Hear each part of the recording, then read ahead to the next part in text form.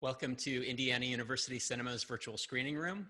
My name is John Vickers, the founding director of IU Cinema, and thank you for being here for tonight's conversation on film noir and the 1946 Arthur Ripley film, The Chase, with our two illustrious guests, filmmaker Guy Maddin and scholar James Naremore.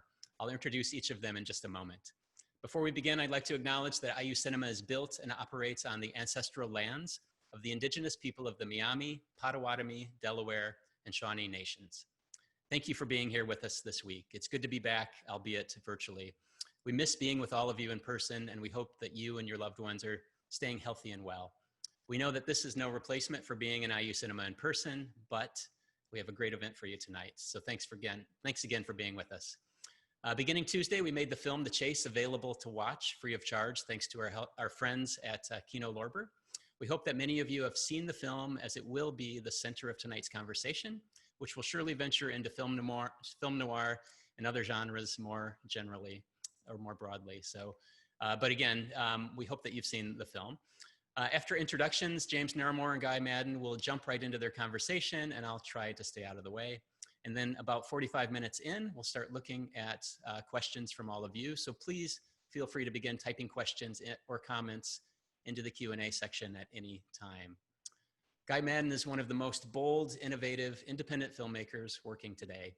Since 1985, he has directed 13 feature films and directed more than 50 shorts, created multimedia installations, authored 3 books, and has embedded himself deeply into the cinematic world as a curator, contributor to film journals and magazines, and lecturer in film history.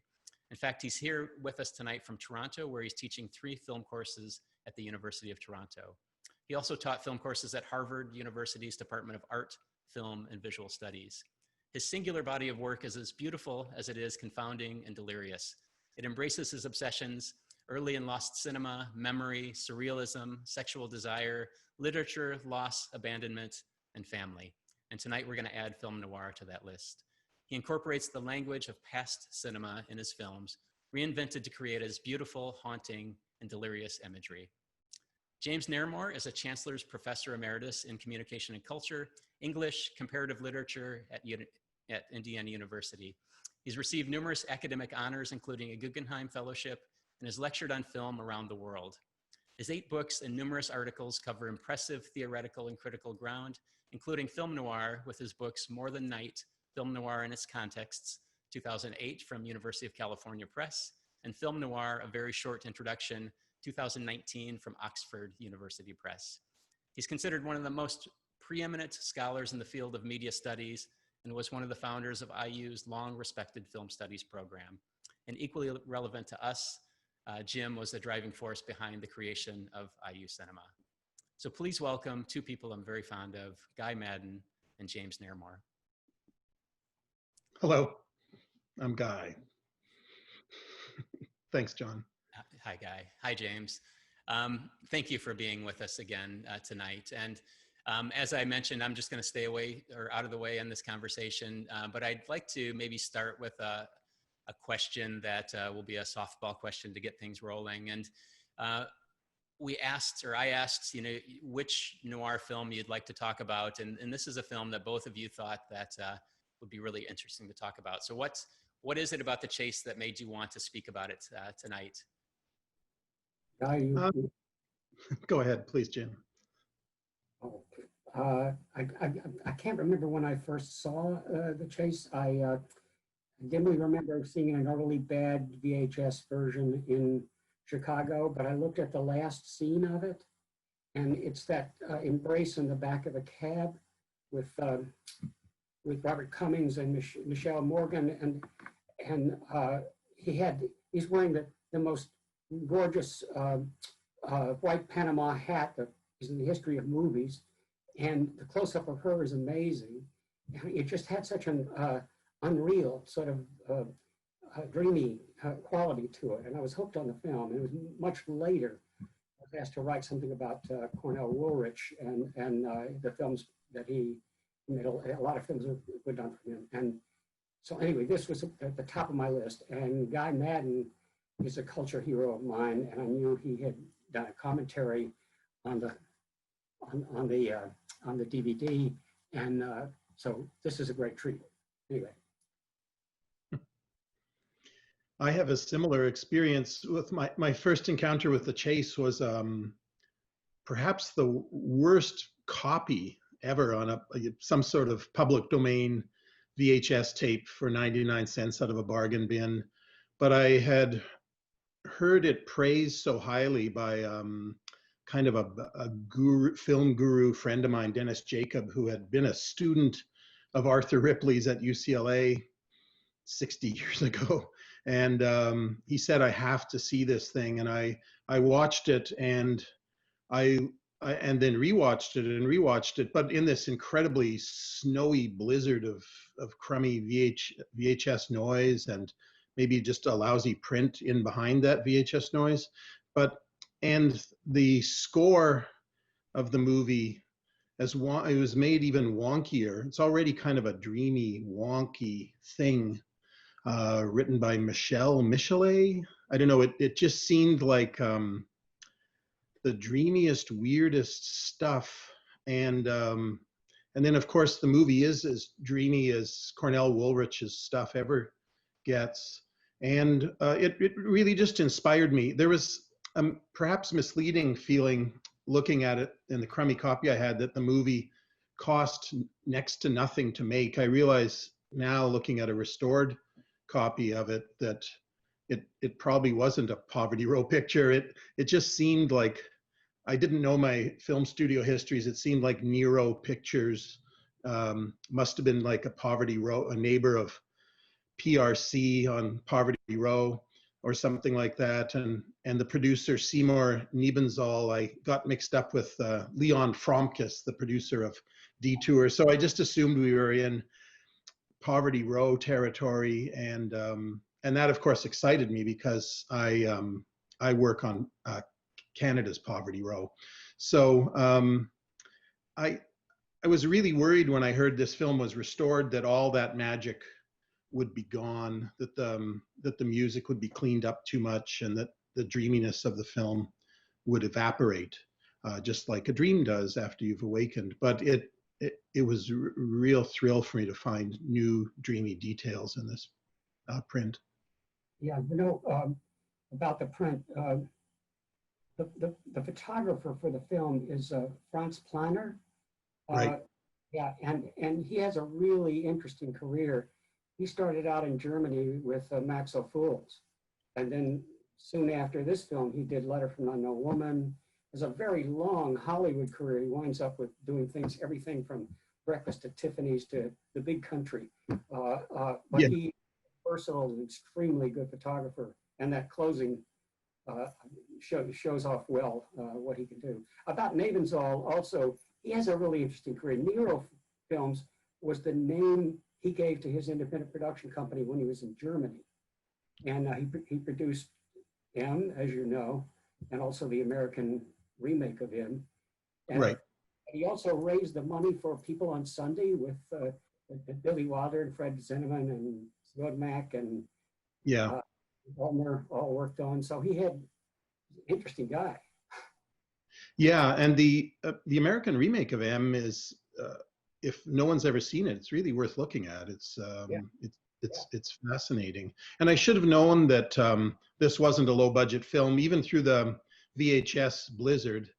There are these really elegant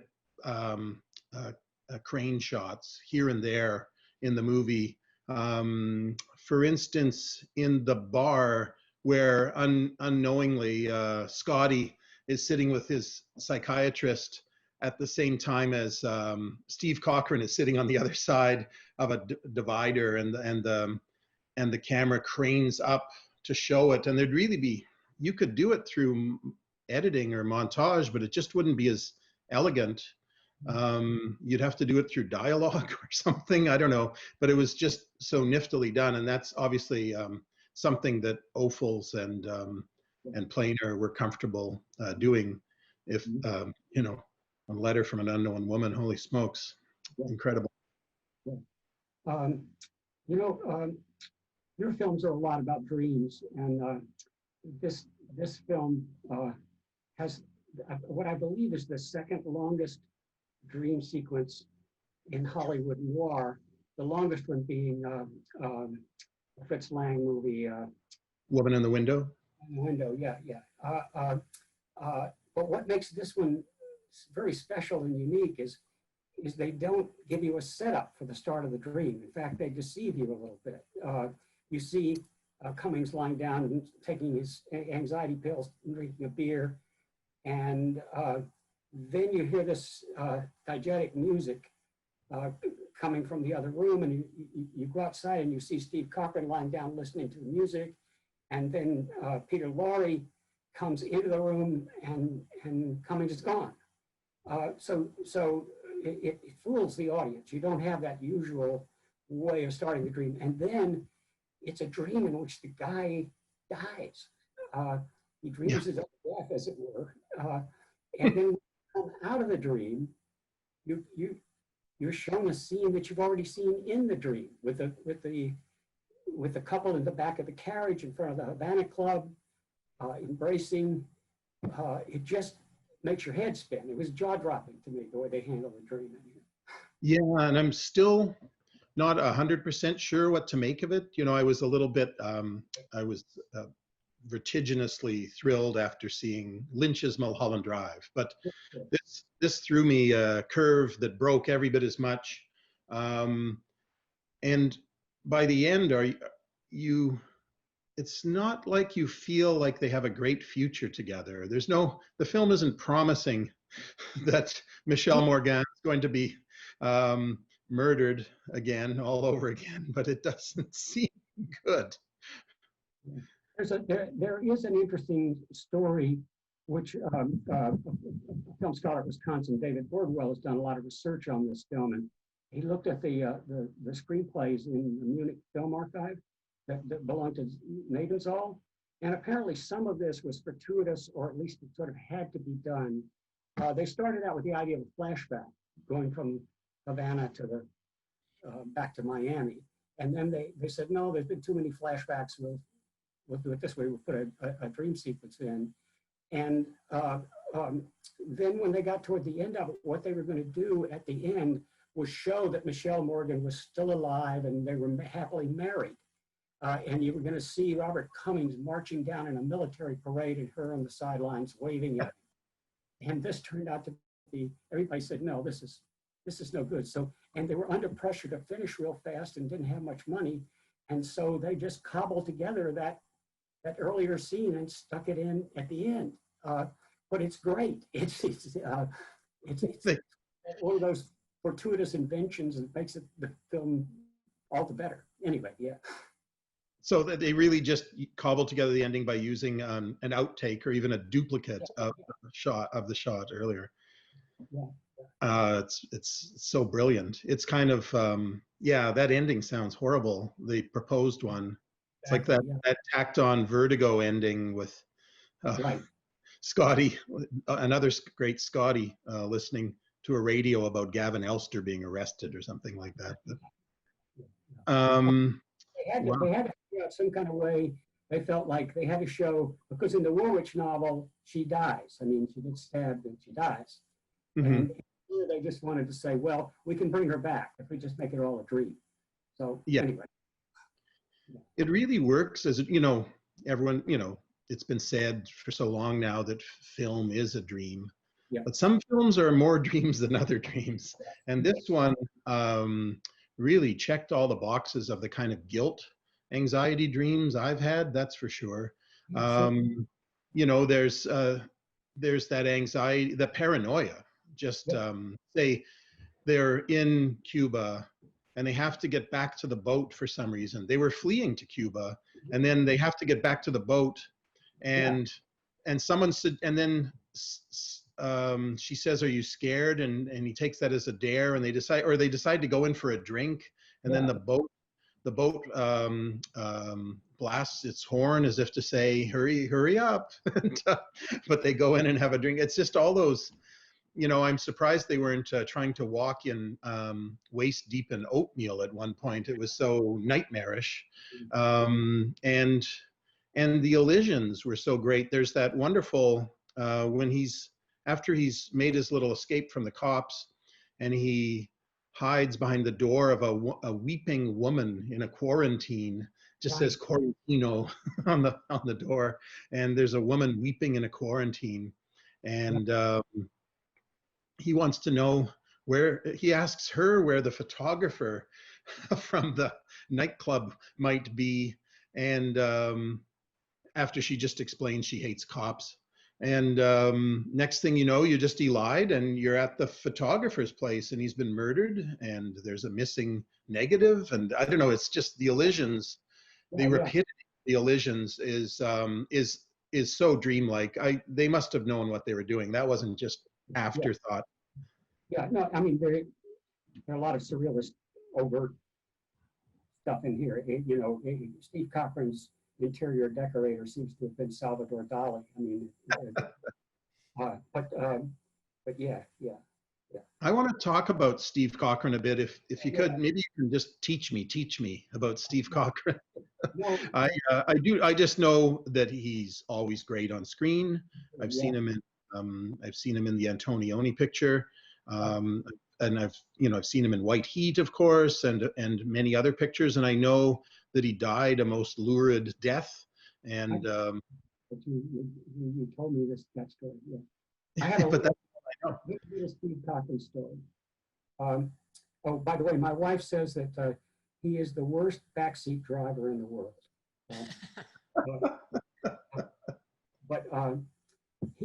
I came from a little town in Louisiana called Lake Charles, Louisiana. In fact, a big hurricane just devastated that town. At that time, they had a really notable little theater. It had been written about in Life magazine and everything, and they would have occasionally sort of no longer A-list stars come and act in a play there. And at one point they had Cochran come. And I was not there, I didn't see him, didn't get to meet him. But afterward, the whole town was filled with gossip about the guy. He apparently laid waste to every vote for women in town and just was a scandalous visitor. That's all I know. But I love him in this movie. And what I like about the movie is that it not only emphasizes the character's sadism, but his narcissism. And Cochran does a great job with that. He's about as sadistic as you can get in a film, short of actually showing explicit things. He does, through an edit, give his manicurist quite a vicious backhander. He's also just finished getting a haircut, maybe with his hat on, and is really admiring himself in a hand mirror, and then seems to be making really, for none of the words he uses is profane, but he seems to be making the most vulgar allusions to the female barber about her sexuality. It seems something's codified there. And how does it feel to cut a man's hair? That sort of thing. And he doesn't move a muscle. And he also, sorry, go ahead. Oh, I see. You also have this very butch female that he's saying that to. Anyway. Yeah. And I like the way he and Peter Lorre also elide conversations. They just cut right to the point. I forget when Johnson, the man they kill and pass off as a suicide, says something like, "I'll have to think about it," and Peter Lorre says, "That'll be too long," or "That will be too long," and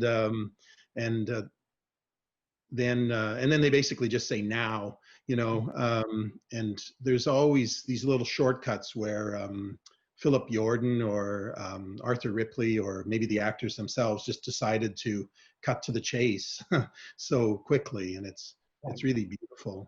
Peter Lorre, of course, there is no movie in which he's in that's not better because he's in it, and this is what I think of as his louche period. He's always got a cigarette dangling from his mouth, and I love the scene in the back of the car where Cochran has got the thing going about 110 miles an hour, and Laurie's getting a little nervous, and he leans over and spits out the window. Yeah. I've always that scene, of course, is the one that just burns into your brain. And I used to show it to my students all the time, even if I didn't have time on the syllabus to show the whole film. I would at least show that highlight, just because it's so mad. And it does remind me of just sadism for its own sake, or an act of like jailhouse domination. It literally is a driving from behind, and it's not a loving drive from behind. It just seems to be domination for its own sake. It just seems to be alpha dog motivation, but it just, everything feels so jailhouse and underworld with that. And then when, of course, he puts Peter Lorre in the front seat, it's just not as effective. So it's like Robert Cummings passes the test by withstanding this jailhouse ritual almost. When I first saw the film, that business with the gizmo in the back seat of the car that he can accelerate, that reminded me of the old Saturday afternoon serials that I used to see, you know, where the villain had these bizarro machines that he could manipulate things, and that was part of the charm of the film too. But of course, this is more deeply sinister. Yeah, and I'm trying to think of, there's one other. Well, just the way he's so contained at all times. When he's lying on the couch, listening to that mad record of his, whatever that is, and then he's told by, this is inside the dream, but he's told by Peter Lorre that his wife's left, and Peter Lorre asks, what do you want me to do? And he says, you know, play the other side. And he doesn't seem to move a muscle while doing this. And it's, but he's also both inside and outside the dream. He has a nightmarish intuition. It seems reading Robert Cummings' mind. It's like not just the guilt dream in the middle 30 minutes of the movie, but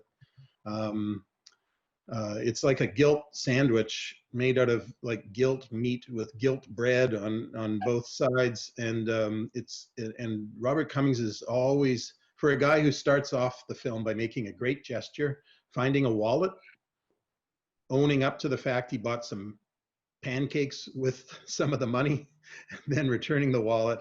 It just, after that, which was kind of like a clean conscience, self-cleaning conscience. But then after that, the guilt really pours in. It's one of the, and that's one of the reasons I think the movie stayed with me all these years. I can't remember when I first saw it, maybe 25 years ago, but it was one of the first films that came to mind when I was asked to consider some titles for this conversation, because it still strikes me as fresh, the ideas in it.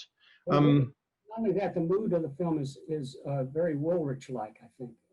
Maybe even more than the novel. To me, Woolrich, the distinctive quality in Woolrich is an atmosphere of dread or anxiety, or what the Germans called Angst, or whatever. Yeah. Suspense is there, terror is there, all that stuff. But it's this feeling of, you never get quite free of the mood of dread. And this makes it one of the best of the Woolrich movies, I think. What do you think? How do you think the collaborative team that made this picture managed to get at that Woolrich quality when other films have failed? Is it? I don't know. I don't know. I somehow don't think that they approached Woolrich as this, like Shakespeare or something. Although Woolrich is adapted for film noir more than any other writer, by far, and most of the films are good. So, yeah, but they vary. I like The Window very much. Do you know that film? Yeah, and I've only seen it once, but Black Angel is sticking in my mind as the. Yeah. Once more, Peter Lorre with the cigarette in his mouth. Yeah. Right. But Black Angel is quite good too. One of the things with Woolrich is that he, I think, outrageously used accident in the plot more than anybody else. I mean, at the beginning of the movie, this is kind of absurd, isn't it? The guy's looking in hungrily at pancakes through a window, and he happens to look down. Oh, I'm standing on a wallet. Yeah. Usually at the beginning of the film, they can get away with these, but there are some really outrageous accidents in Woolwich. The biggest one is in No Man of Her Own. Do you know that one, the Barbara Stanwyck melodrama? No. It's based on a book called I Married a Dead Man. Anyway, it has the most amazing accident. I won't be a spoiler, but check that film out sometime. Yeah. Okay, I will. Can I talk about Philip Jordan, the screenwriter? I think he must have written this one. I know he wrote some of my favorite movies of the late 40s and 50s, but I know he took credit for many films because he was a front during the blacklist period, and I think he never did graciously admit later when he didn't write a title. I think he stubbornly clung to the credit and just tried to wait out all the lives of all the other screenwriters who really did write them. So there's this mystery around him, maybe, but he almost for sure wrote this one, right, where it's 1946. Yeah, yes, he did, because his name is on the screenplays. Yeah, but you know, I don't know that, even though his name is a really familiar one and on a lot of good films, I don't know much about him. You probably know more about him than I do. I've seen, he wrote Day of the Outlaw, which is one of my favorite Westerns. Right. He wrote Johnny Guitar, another strange and little masterpiece. House of Strangers, The Big Combo, the credits. Naked Jungle. Yeah. So really, they're strange and they're funny and rich and maybe written by Dalton Trumbo for all I know. But they seem to have a Jordan-ish and many more. Detective Story, I think he wrote, but it was getting so, if I see Jordan's name on something, I'll try to track the film down. Exactly, yeah. You know, since we're talking about personalities involved in the film, Michelle Morgan, I don't know if you know this, I just read it recently, wasn't initially the person they wanted in that role. They wanted, Navensall wanted Joan Leslie, who was contract at Warner Brothers. And they waited and delayed production trying to get her loose from Warner Brothers. Finally, in desperation, they gave up and went to Michelle Morgan. And then Joan Leslie sued both them and Warner Brothers for taking up her time. So I don't know how much money she got from them, but whatever. That's intriguing. Well, I'm so glad it worked out the way it did. I'm just so grateful for the movie. I guess the movie, do you know anything about the movie's budget? Because I remember reading in your book, More Than Night, that some movies often cost, the B-movie legend that movies were so inexpensive is actually a little bit misleading because of a certain point in the fiscal history of Hollywood. Right. In 46, this just strikes me as a medium budget movie, not as you say, it's not a Poverty Row film. It's not. Yeah. But I haven't come across any statistics about that. I know that they were running, according to what I've read, they were running against both time and budget toward the end when they decided to make the ending the way they did. Right. And lucky. Yeah. It's got to be one of the most ingenious and cheap solutions to a film's right. private. It has almost all the qualities that the French, the Bord and Chamuton, the guys who wrote the first, they were both surrealists and they loved film noir, and they defined film noir not in terms of like shadows and in fact, in reality, everything's been called a film noir. I mean, there are high-key film noirs, there are low-key film noirs, there are noir musicals, anyway, you can just go everywhere with it. But these guys, they defined it in terms of its emotional or affective qualities. Right. And they had 5 characteristics. One of them was oniric or dreamlike. And one was a strange French word untranslatable called insolite, which is like strange or like the uncanny or alienation, disorientation, something like that. And then erotic. And the word ambivalent, I don't know what they meant by that, and cruel. I think there's a whole sense of eroticized violence in their sense of what these films were about. But this film has all of that stuff. Yeah. It punches every button. I've often wondered where the big serials, of Louis Fouillade fit into that rough definition. There's certainly there's an erotic, the camera's so far away usually and everything, but they're cruel and they're oniric and they seem to check most of the boxes, but maybe they're not quite noir. But there's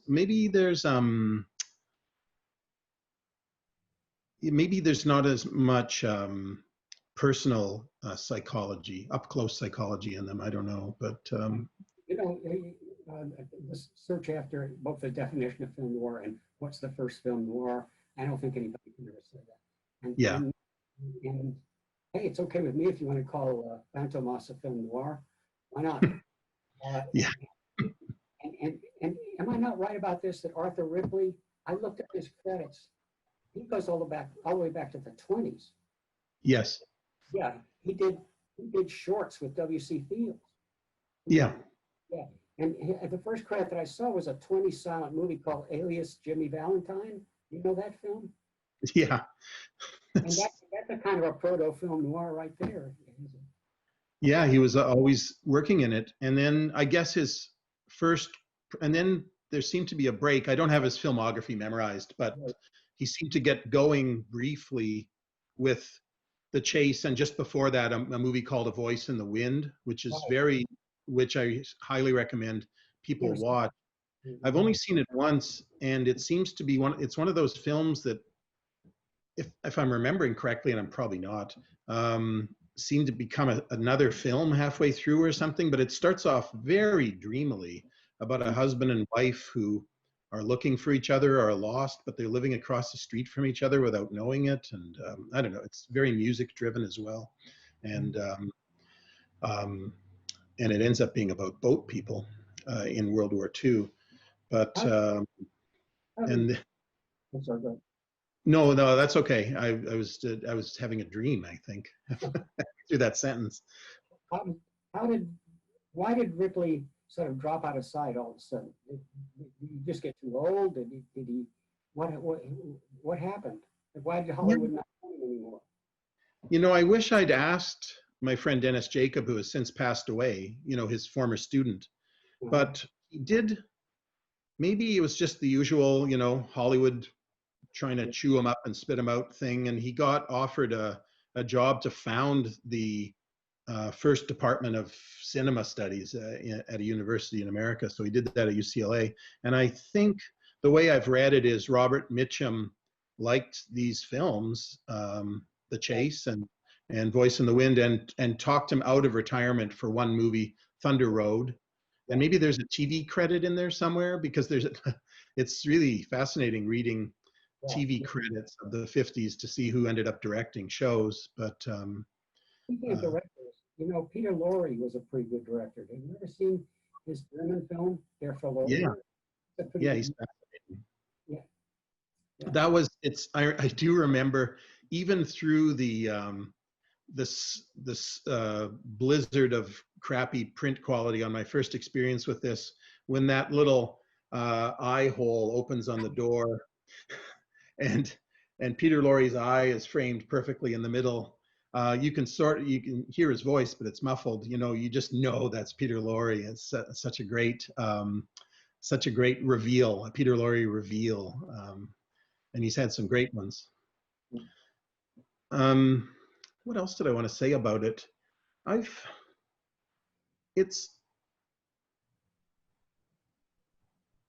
often wondered, now that I have a chance to talk to you, Jim Naremore, about the family tree of noir and where it goes. What happens in the and we've already said that almost anything can be described as a noir, but I've been, for some crazy reason, watching just on YouTube old 60s and 70s primetime detective shows. Yeah, sure. Some of the, Done. there's a really strange quality. Those old Quinn Martin productions and Streets of San Francisco and The Fugitive and stuff like that.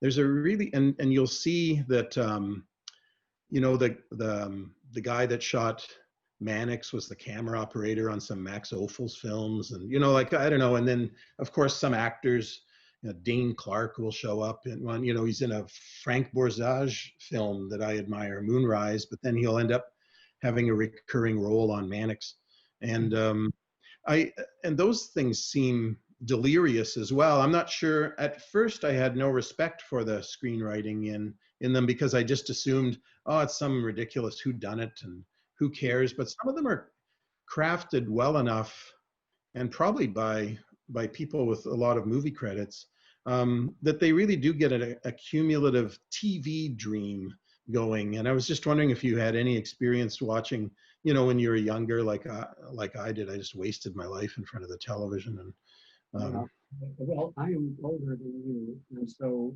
we probably don't synchronize perfectly about this. But you know, I can remember things like 77 Sunset Strip, which right. It's just these guys with great hair. Yeah. But no, I don't know when it stops. When it shifts over to color, something I think happens. But it used to be when they started out TV, they thought because the screen was small, they had to have high key lighting for everything. Right? Yeah. You want to do anything shadowy, but then color gives them a little more. But I can remember seeing the Don Siegel remake of The Killers, which was a made-for-TV movie, and wow, it's a different style, but that's a powerful film, and it's very bright, completely in color. Yeah, somehow he managed to get a lot of power. I guess he's just a really good craftsman. Managed to get power in spite of the lack of shadows. It never occurred to me, but that thing is just high key and bathed in saturations and. But the last scene, a shootout on a suburban front lawn, you know, grass is green. I do recall we didn't. Indiana U didn't invite us here to talk about TV's Untouchables or Peter Gunn or anything like that. But even Perry Mason, I remember the opening credits being so, what I feel like noir. The theme music was very chilling, and but once again, that was probably because up in Canada we only had antenna television, and the reception ghosting and snowy and murky. And Walter Winchell's voice cut through all that crap, like Al Jolson speaking or something like that, and like a can opener kind of. But it was scary to me. But maybe it was just my age. I don't know. But it was everything in. Well, I guess there was in The Untouchables, which is always resolved with the bad guy getting caught. There was some sort of moral lesson for small children, and so the fear in that was, why are you getting involved? You're going to be caught. And often the crooks were more charismatic than Elliot Ness, but there was a dread in it that really worked on me. And when I revisited it a few years later with proper cable reception, it didn't have anywhere near the atmosphere I remembered the show having, The Untouchables. But is it in your Winnipeg film that you invent this TV show called Ledge Band? That's right. Yeah. Was that influenced by that? What's it called? 48 Hours, or what is that? 26. Yeah, it's called 14 Hours. I didn't realize it. I was telling my friend Dave Philippi, as a film curator at the Wexner Center in Columbus, Ohio, about this early childhood memory I had that there was a weekly or even daily TV show called Man on a Ledge, and that every week he went out on a ledge and threatened to jump, and each week different guest stars would come to the window and try to talk him in, and he was just saying, oh, that's just 14 hours, and with I think it's Richard Basehart, Right, it and is. and then and then he said that there was a weird series that 20th Century Fox did for television, where they took many of their hit movies and made TV movies of them, which is Right. really odd. Rather than broadcast the movies, they just made, I don't know if they were shorter, if they were TV hours with commercial slots, or. I remember that. I can't remember any titles offhand, but I remember that. And they sometimes changed the titles, because 14 Hours was one of them, but its TV version had a different name and sometimes the same cast, and sometimes a much more affordable cast. I don't know, but even that seemed like a dream. The idea that a studio would do that seemed oniric to me, you know. It wasn't really a disappointment to find out there had been this movie made, but it wasn't a weekly show, because when he explained that it was probably the TV version of the movie, that seemed even more inexplicable to me than a weekly show about a man threatening suicide. So I don't know. Anyway, I stole the idea for myself. Besides, it was one of those psychologically honest thefts. It really did feel like I spent my childhood out on a window ledge. So I say so self-pityingly, anyway. But you know, Hollywood was always recycling stuff, especially in the era before the late movie and all that stuff was going on. So that, like, the Maltese Falcon was made at least twice or maybe 3 times before John Huston made his version of it. Warner Brothers owned the property, and they just, audiences would forget about the movie and they would make a new one. Right. Yeah, it made sense. And there'd be 10 years worth of fashion changes to account for, new stars to run past again. And it would be like a rep company doing theater or something like that. And then there's, of course, radio versions as well. Right. By the way, this novel, Black Path of Fear, that Chase is based on, well, you know, it has a couple of radio versions. One of them stars Brian Donlevy, and the other one is Cary Grant. Cary Grant was very popular on the radio in the 40s. Wow. Anyway, they're condensed versions. Yeah. So did Cary Grant play the Robert Cummings? Yeah. Part? Yeah, the hero of the thing. But what those radio versions did was they just did the Cuba story. In other words, the guy's a wrong man accused of a murder and trying to find the actual killer, and it you know, they had a happy ending. Gotcha. Yeah, I was wondering what even Steve Cochran couldn't compete with Cary Grant for viewer sympathy or anything. But Robert Cummings is one of those perfect. How would you describe Robert Cummings? Steve Cochran describes him as he's got the kind of face women like to tell things to. But I think he was always better in light comedy, and for me, this is not what you would normally think of as Steve Cochran casting, but I think he works in the movie. Yeah. But I prefer him in his more comic modes. Cummings is also in that French Revolution noir, The Black Book. Yeah, we both like that one. In Yeah. fact, when John started the cinema, he asked all of us on the faculty who were teaching film courses to pick a movie to show at the cinema. And I picked Black Book, or what's the other title of it? Reign of Terror. Right. Because of anything that John Alton photographed is mesmerizing. He he's willing to go so dark. You know, Gordon Willis is more recent, so there's a recency bias, but everyone talks about Gordon Willis as the Prince of Darkness, but it's like John Alton just throws the main switch on the power at sometimes, and then runs in a couple of little 60-watt bulbs here and there, and man, does he create atmosphere. There's shots. I'd love to see a great copy of The Black Book or Reign of Terror. John showed So, 35 print. It was really good. Yeah, we had a beautiful 35 print, and it looked gorgeous. Yeah. I bet. Well, John Alton, yeah, he also shot The Big Combo, and well, there's so many, I think, so many other greats. He's another name to look for if you just see Alton if you're flipping through IMDb, just check out all those Alton titles. Kind of Mr. Film Noir in a way. So we have a number of questions pouring in if you're ready to start taking some audience questions. Okay. Sure. Okay. And the first one is from Darlene, who asks about the amazingly rich music in The Chase. Can either of you speak to the music? You're better on this. Okay, well, it is one of the first things I noticed. Thanks, Darlene, for the question.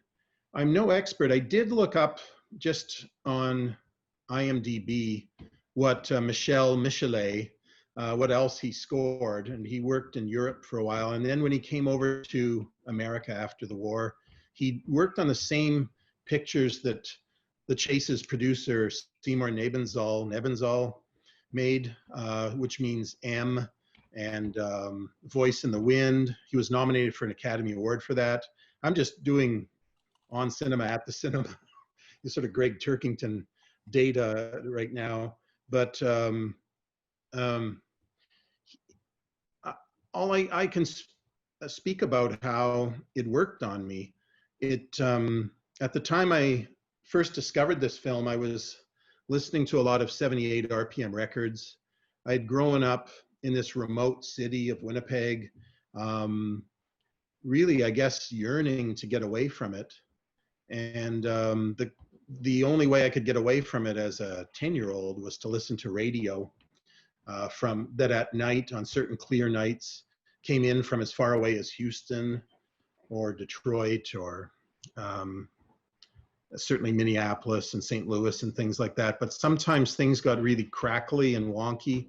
And if a rainstorm was somewhere, got in the way between me and St. Louis, I would practically obliterate the music I listened to. But when there was something, and I would often fall asleep while listening to this crackly, scratchy sound. And it kind of felt like I was being tucked in by a big woolly blanket lovingly, and would wake up in the middle of the night and the radio was clear again and playing something else. And this film seemed to have that quality, or the quality you'd get if you'd playing an old vinyl record and you put your thumb on it while it was rotating, and it just seemed to, there's a pitch would seem to get wonky for a few seconds, then woozy, almost like the score actually felt a bit like Scotty did when he woke up all discombobulated and the room was blurry. It just felt like the score was diegetically or non-diegetically, I guess, describing Scotty's state of mind. I don't know. I just love how dreamy and mad it is. It's very uninhibited. It's whereas the characters, even during the scene in which Steve Cochran's driving Robert Cummings from behind, everyone except for Peter Lorre is keeping pretty calm and contained. But what isn't calm and contained is that score. It's just wildly overspilling itself, and it seems to be all the passion of crazy ass melodrama is in that score, and there's a lot of darkness in it too. But I guess I'm just describing my feelings. I wish I had more information I like on it. the main theme, the one that runs into the credits. It sounds a little like Rachmaninoff to me, but anyway, I like it. It's a romantic quality. Right. It does remind. I was just listening to Rachmaninoff's Isle of the Dead today, and come to think of it, I think there's something in it. I read that for the Voice in the Wind, his score, which was nominated for Academy Award, that he based his score on a work by Smetana or something, like some classical composer. So he may have borrowed or phrased after Rachmaninoff. Everybody else did it. They borrowed here and there. Yeah, like Bernard Herrmann and Wagner and stuff. But one of the reasons I thought this film was probably low budget is the way the music's added to the film reminded me of the way low budget films will use library music. Sometimes it just seems to be cut in, and then instead of, and not tailored perfectly to a scene. Maybe that was because they were recutting the story toward the end, and Michelet had already recorded the score, or maybe Michelet had used the score for another film in Europe and they just bought it off him and give him credit.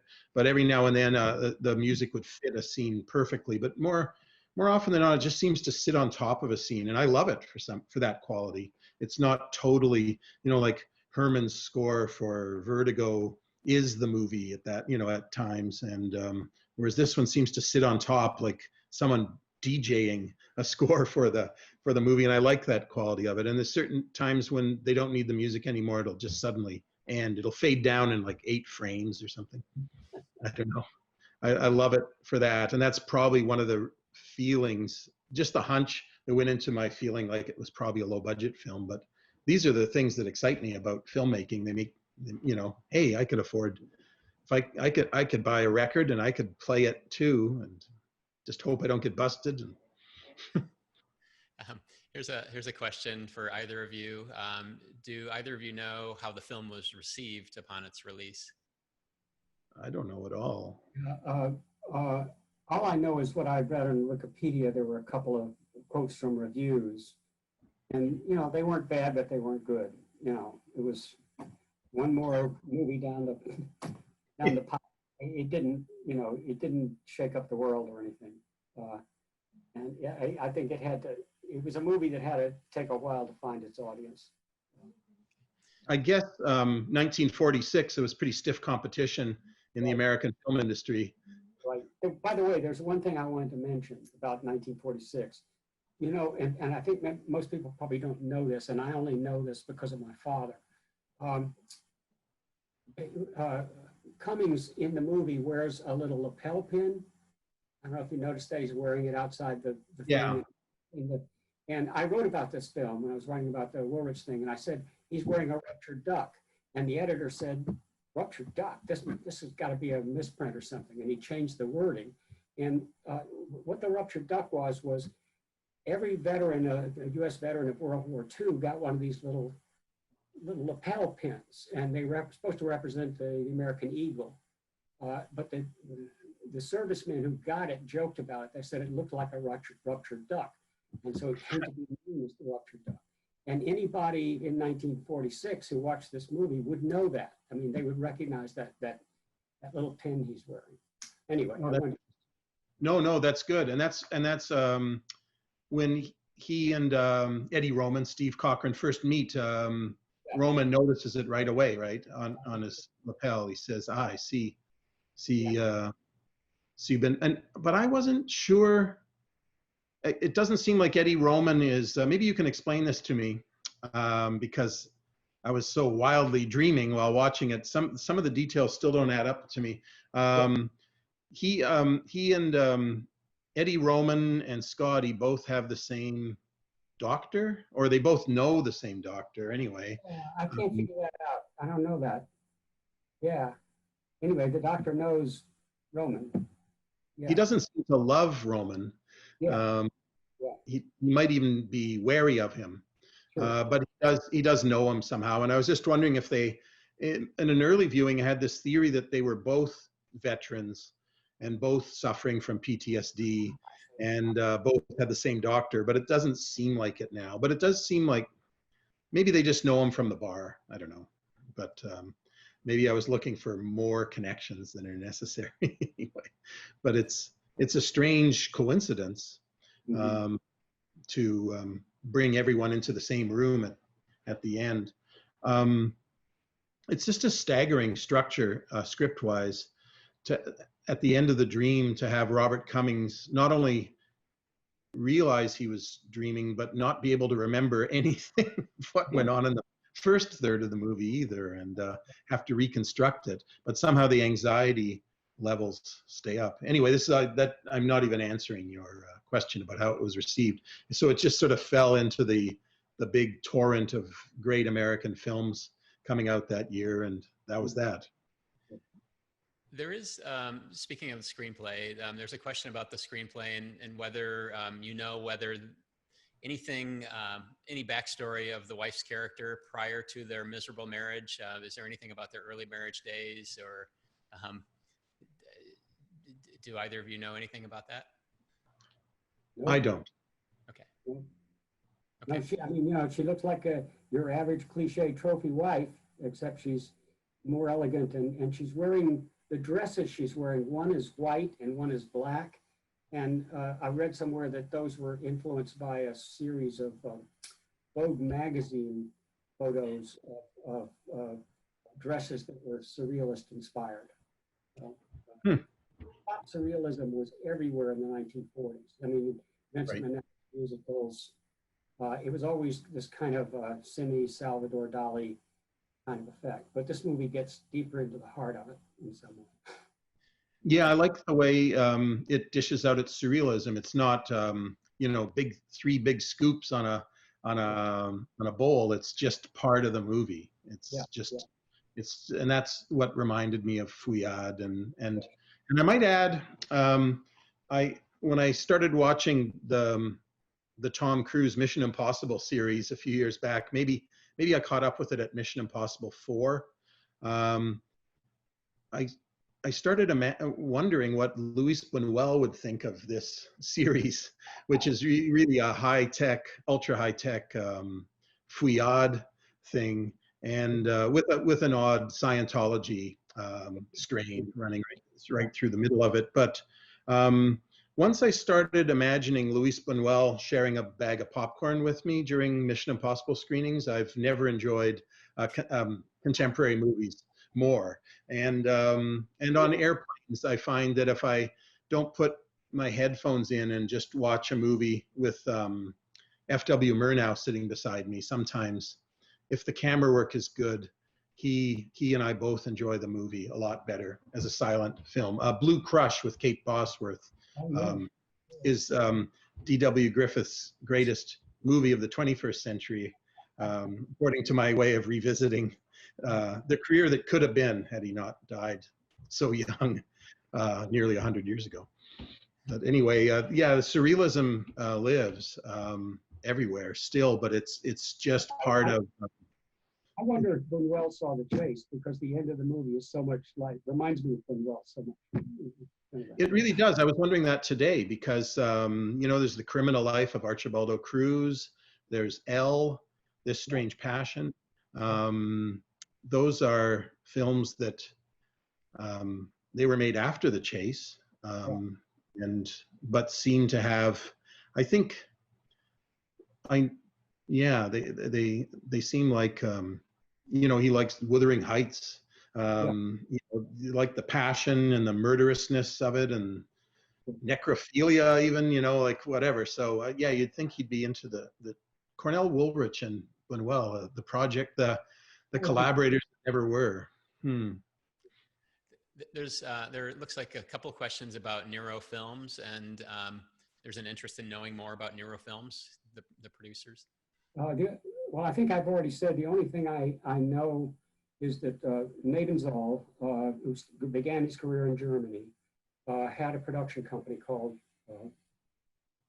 Nero Films, and I don't know if it was if they produced M, but anyway, that's what his company was called there. And when he comes to America, he just appropriates that name and brings it along. And he's this particular film is described as Nero Films, but it's being distributed by United Artists And in 1946, United Artists had a sort of medium to low budget movie thing distribution network. And so in other words, it's his production company, but it's actually United Artists that's distributing the movie and taking a cut of it. But I read, oh, sorry. I read somewhere that Nero is, the N-E of Nero comes from Nebenzahl, and the R-O comes from Richard Oswald, Richard Oswald, the German director. So I guess they worked together at Nero Films. But then during the war, I guess the partnership ended, and he had to come over to America. But that's all I know as well. Okay. There's a question from Greg about Peter Lorre, and how does this film rank in the Peter Lorre catalog? For me, it's pretty high. I love a movie called The Face Behind the Mask, a Peter Lorre movie directed by Robert Florey. It's kind of one of those fairy tale like movies that fits a million genres in it, a bit like Todd Browning's Devil Doll. Peter Lorre plays a hardworking immigrant who just wants to live in the melting pot of America, but ends up living in a flop house where his face is burnt horribly, and no one will hire him because they're scared of his disability. And so he turns to a life of crime. He was a watchmaker and he ends up being an excellent safecracker. And then he falls in with a bunch of criminals and he buys himself a new face. And I don't know, it's pretty wild and very unpredictable, except for all the spoilers I've just given you.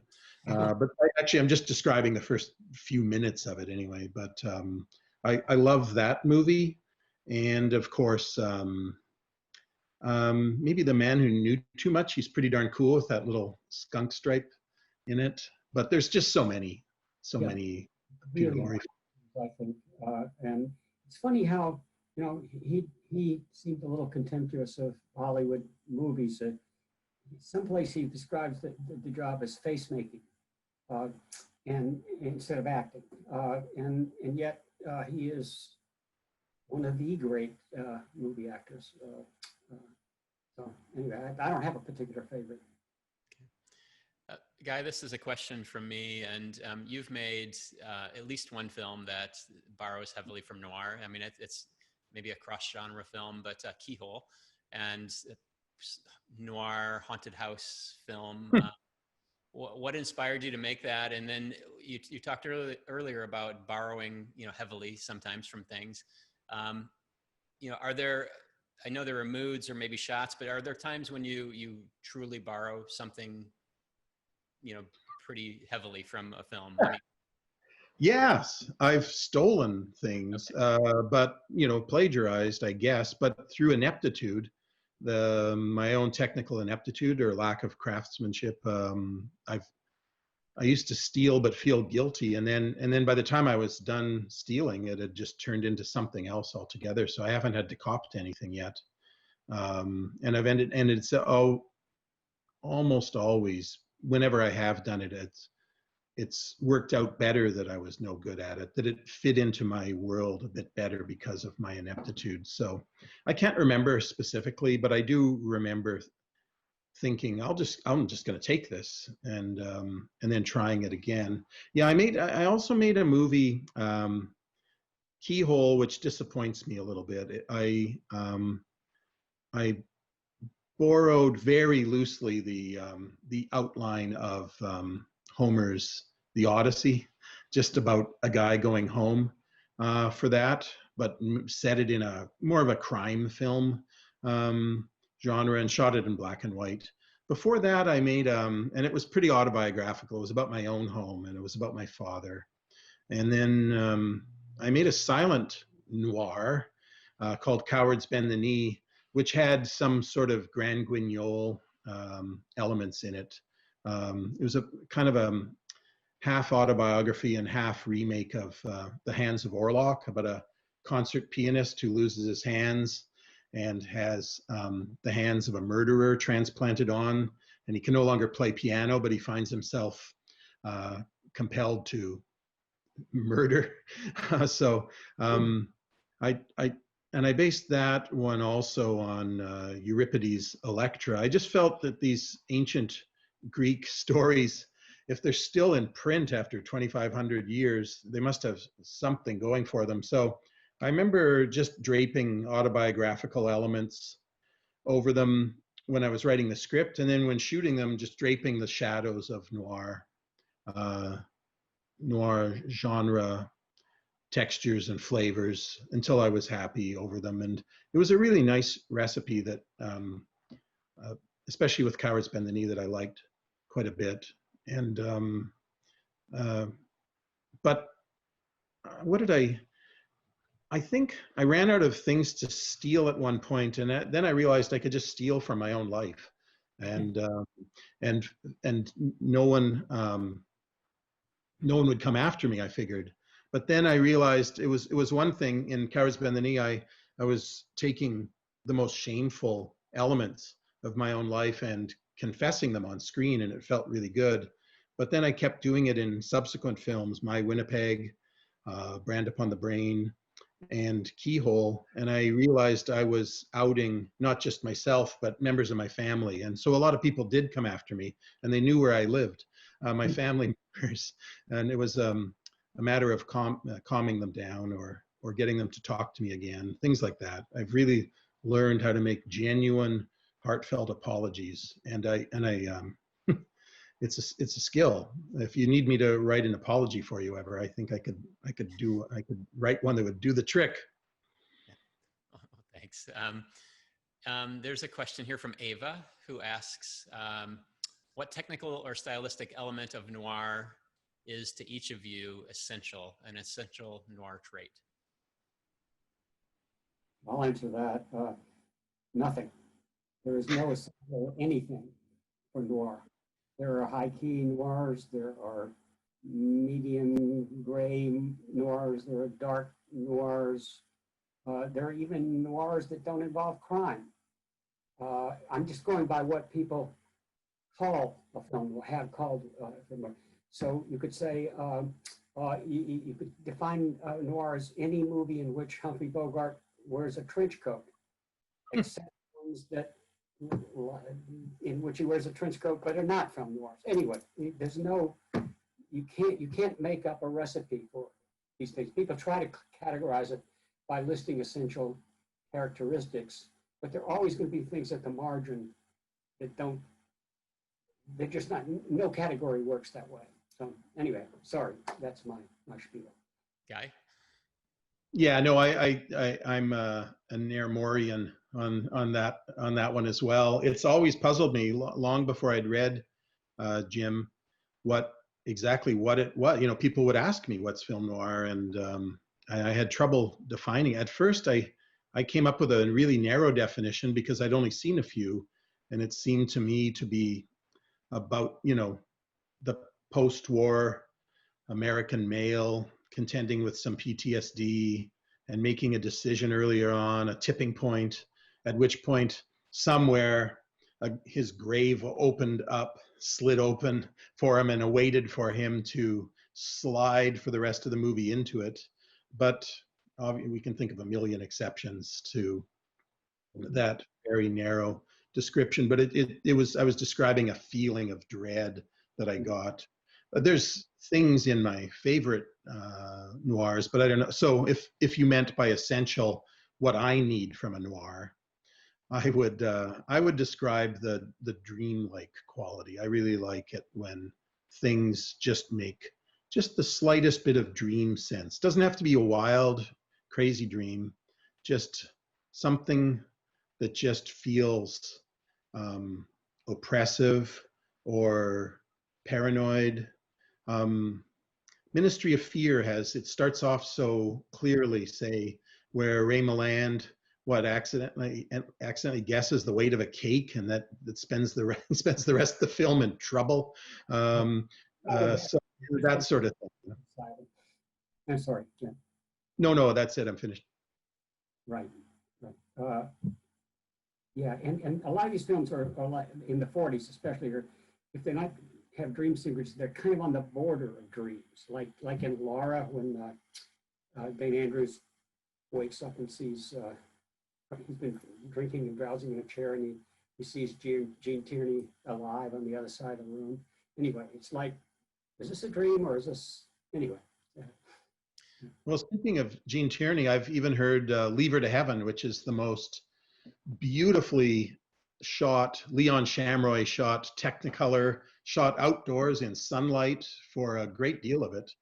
I've even heard that described as a noir, and that because I guess Gene Tierney plays an obsessive mad love. You know, mad love is a big component in noir, often, not always, but often.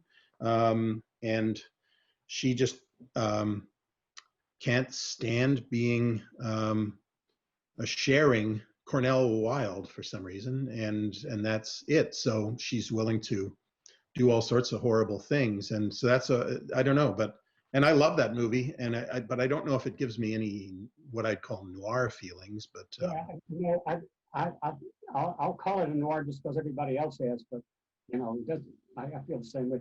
I think John Alton, didn't he photograph Slightly Scarlet or whatever it is? It was a color noir, but it doesn't look much like John Alton. Anyway. yeah, I guess everything, all bets are off with color because shadows just don't mean the same thing in color. Yeah, yeah, yeah. In black and white, a shadow is absence of light, but in the shadows in color film stock seem to be made up of a million different colors moving around in them. And the first color film that Hitchcock made was Rope, and right. He was unhappy with the photographer. He didn't want, because he said that black and white helped you differentiate between the foreground and the background. Yeah. You didn't need that in color because you had color, I guess. Anyway, so he sort of dispensed with cast shadows in that movie. So Guy, here's a question, you know, talking about shadows, and I think Coward's Bend at the Knee was filmed, was that in Super 8 and 16 or? Yeah, Super 8. Yeah. Super 8. And then Keyhole, if I remember right, is digital, is that correct? It is, yeah. Now, have you noticed in trying to film a noir in those two formats, was there challenges in trying to shoot digitally? There was something about shooting in Super 8 that was really liberating, that I'd never shot with so much moving camera before. I'd always had things on a tripod. I guess I'd just finished shooting a ballet version of Dracula, and I had to move my camera a lot to keep up with dancers trying to bite each other. But there was, since I was filming autobiographical material, and I had about 7 or 8 people in the movie, often all at once, I could just move the camera around into and out of light pools and just tell the story silently. It is a silent movie. Just make connections. And since the movie was about hands, I could just move the camera from one face to another face, or one pair of hands up to a face, or one pair of hands to another pair of hands. And I found it really liberating. And it was really good practice for when I had to shoot Keyhole. Now, Keyhole was my first all digital experience, and I had talking while the camera was moving, just like talking pictures have been doing for a very long time now, since the early 30s, since Ruben Mamoulian, you know, really moved the camera while people were talking in Dr. Jekyll and Mr. Hyde, and before that, some other directors. But I really have grown to love the freedom you have in post-production with digital to make shadows where they don't exist. It really threw me for a loop when I first shot digital after Keyhole. I had a camera assistant there that kept the screen settings. So basically, what I shot was what I saw. But subsequently, I've learned that it's better to just shoot raw, which is you're just looking at the viewfinder and it's really flat. You don't see any shadows at all. And it just looks like basically kind of like the room you're sitting in.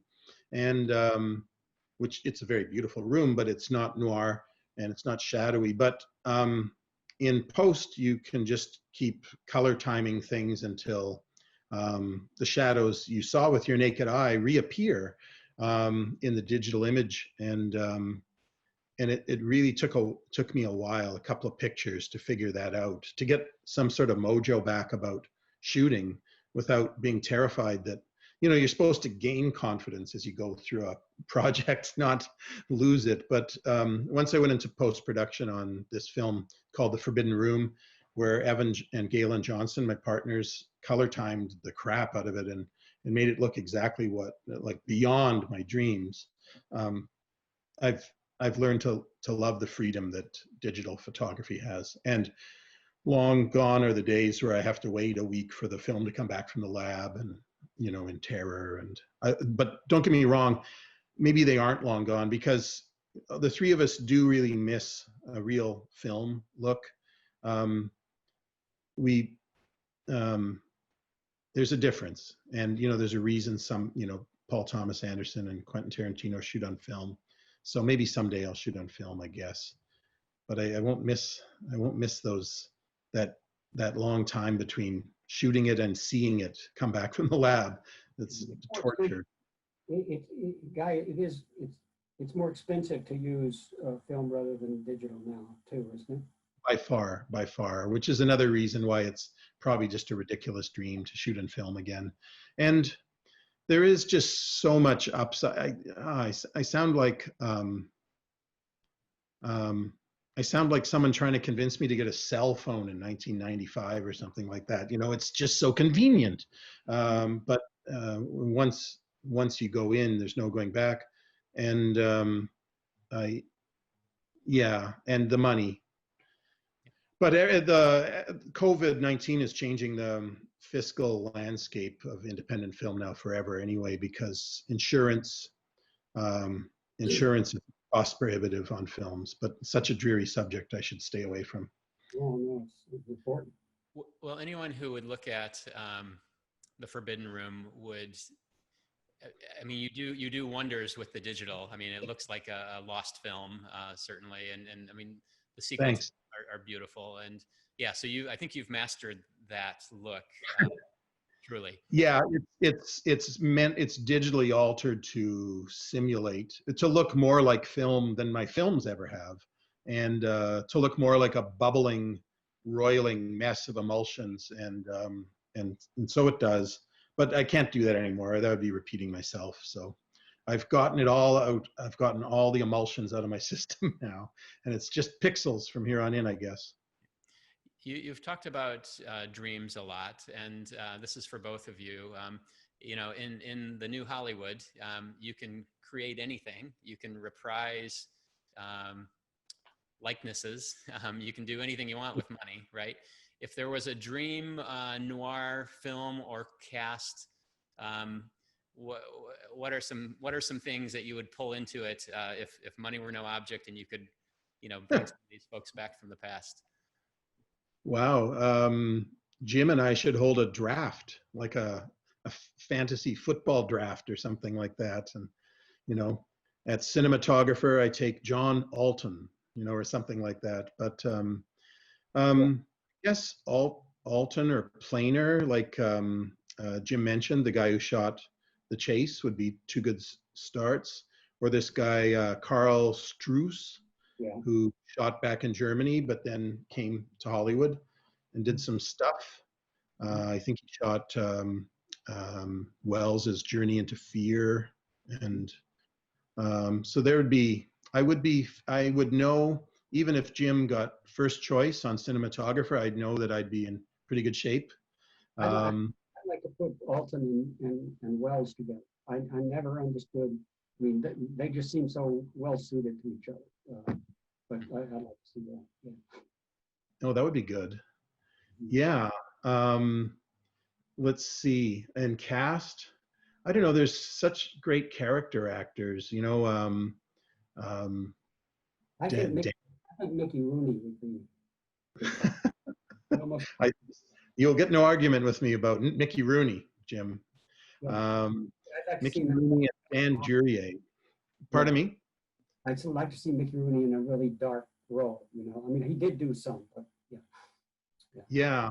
I've seen him in some old talk show appearances, and he seemed to go dark a few times, and so he seemed to have it in him. Um, and I think I've never seen the movie Quicksand. I hear it's interesting, where it starts with Mickey Rooney stealing $20 or borrowing $20 from the till at work, and him ending up, I think, in doing 20 years in jail or something like that for it.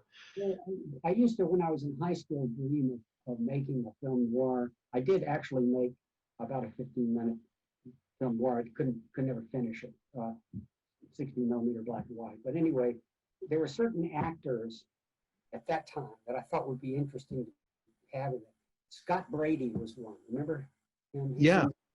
in Johnny Guitar. Right. And Alex Nickel. You remember who he was? I'm not sure. A blonde guy. And who is it? He's in the Kubrick movie, Paths of Glory, and he plays this kind of wimpy, cowardly guy that Kirk Douglas confronts. I can't remember his name, but he was in a lot of, tried to play leading roles before that. Anyway, so there's something about these guys in the 1950s when I was in high school. I remember I would pick, These guys, and they weren't big stars. They were kind that maybe it was plausible in your fantasy that you could maybe get these guys.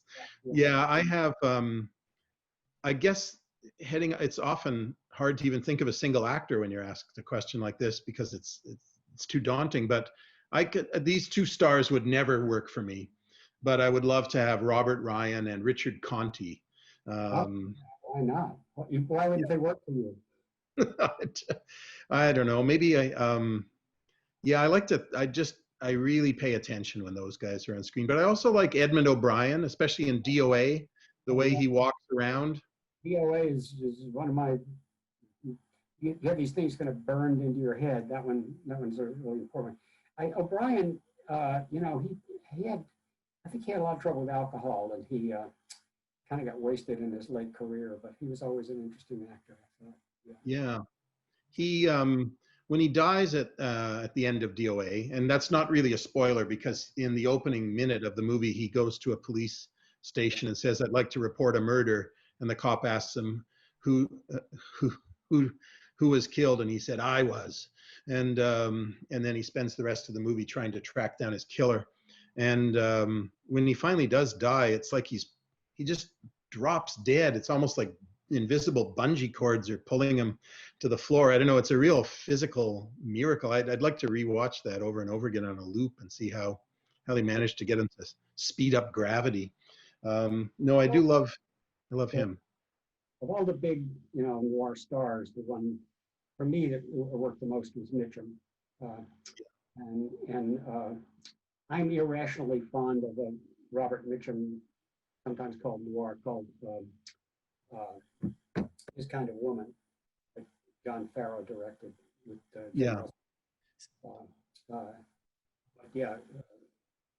So we're going to, there's one more question, which will be daunting for both of you as well. But before we go there, Jim, there's a comment. Greg Van de Voorde said, "Thank you, Mr. Naremore," or Jim Naremore, a student of yours 25 years ago and still learning. A question that, because I think there are people, learning a little bit more about noir here. What are 2 or 3 noir films that they should check out that maybe they don't know about, that maybe are under the radar? If each of you want to list a few, and I know you've talked about many in this talk already. I just mentioned one, His Kind of Woman. If you haven't seen that, check it out. Yeah, and I don't know. Does The Locket count as a noir? Why not? Yeah, why not? Yeah. It's more of a gothic melodrama, I guess, but it's not a noir. But it's a mise en abîme. You got to see The Locket. Yeah, people call it noir, but I don't know. Yeah, but it's sensational. I know Robert Mitchum is in it, but he doesn't play a typical Mitchum. Well, he is Mitchum. I'm not sure if he's right for whatever it is. He's in it, but he wasn't quite as big a star at the time. So Yeah. He's meals in the movie. When I first saw that on the Late Show on TV, my jaw dropped open. I Yeah. said, how the heck are they going to get out of this movie? Because it keeps going into flashback after flashback after flashback. Anyway. Yeah.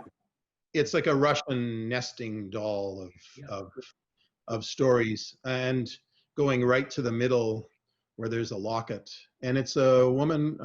It's a woman's picture, sort of, as well.